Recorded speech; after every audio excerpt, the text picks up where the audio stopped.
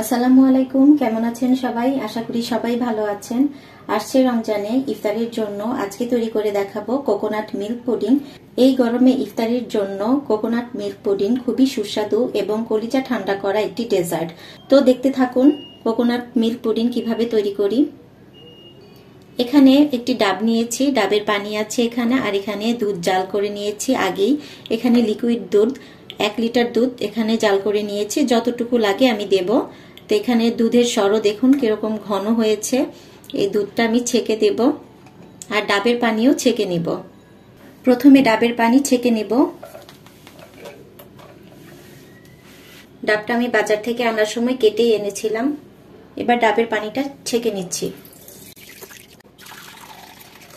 এখানে ডাবের পানি ছেঁকে নিয়েছি, এখন দুধও ছেঁকে নেব। সব দুধ লাগবে না, আমি অল্প একটু রাখছি।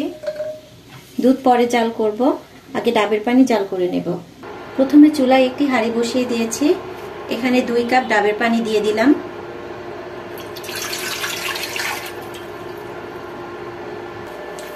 দুই কাপ ডাবের পানির জন্য আমি 1 টেবিল চামচ চিনি দিচ্ছি। এখানে 2 কাপ ডাবের পানির জন্য 1 চা চামচ আগার আগার পাউডার দিচ্ছি। আগার আগার এই পাউডারটি যে কোনো জিনিস জমতে সাহায্য করে। আগার আগার পাউডারটা কুসুম গরম পানিতেই দিতে হবে। আগার আগার পাউডার দেওয়ার পরে ডাবের পানিটা নাড়তে নাড়তে 2-3 বার বলক চলে আসলে তখন নামিয়ে নেব। এটি ঘন করার কোনো প্রয়োজন নেই। এই তো ডাবের পানি বলক চলে এসেছে। এবার এর অর্ধেকটা একটা পাত্রে ঢেলে নেব, বাকি অর্ধেকটা আমি একটু ফ্রুট কালার ইউজ করব। এবার এর অর্ধেকটা এই প্লেটে ঢেলে নিচ্ছি। এই তো বাকি যে অর্ধেক ডাবের পানি আছে সেটাতে আমি ফ্রুট কালার ইউজ করছি। এখানে আমি ইয়েলো কালারের ফুড কালার ইউজ করছি, আর একটু দিচ্ছি।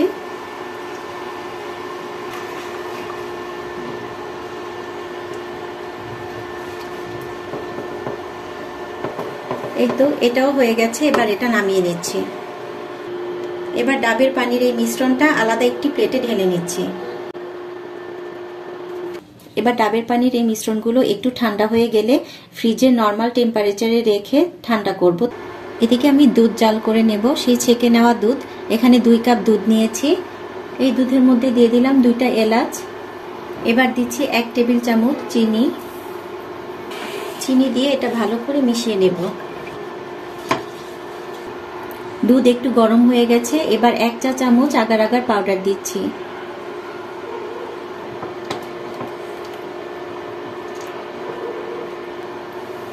দুধে বলক চলে আসলে এই এলাচ দানা উঠে ফেলব। এদিকে জেলোটা রেডি হয়ে গেছে, এবার কেটে নিচ্ছি। ছোট ছোট করে টুকরো টুকরো করে নেব।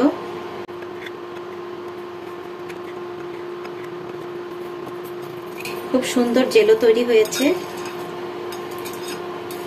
এবার এটাও কেটে নিচ্ছি।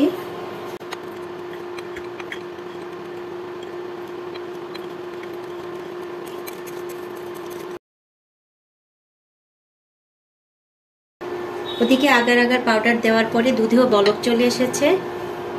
জেলোগুলো একটি পাত্রে সেট করে তারপরে দুধ ঢেলে দেব। এই পাত্রে আমি জেলোগুলো ঢেলে নিচ্ছি।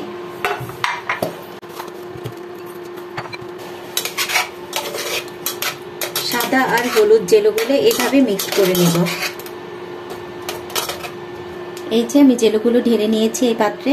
এই পাত্রেই দুধ ঢেলে দেব। এলাচগুলো আমি উঠিয়ে নিচ্ছি।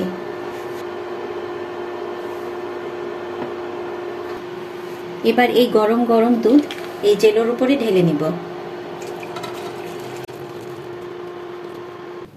দুধ ঢেলে এভাবে মিক্সড করে দেব।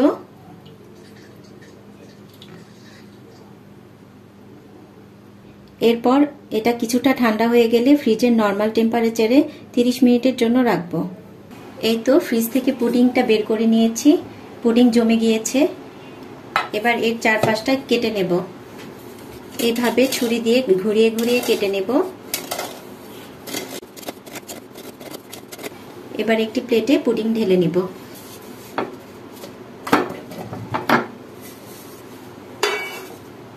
এই তো পুডিংটা কিন্তু অনেক সুন্দর হয়েছে। এখন এটা আমি কেটে দেখাচ্ছি।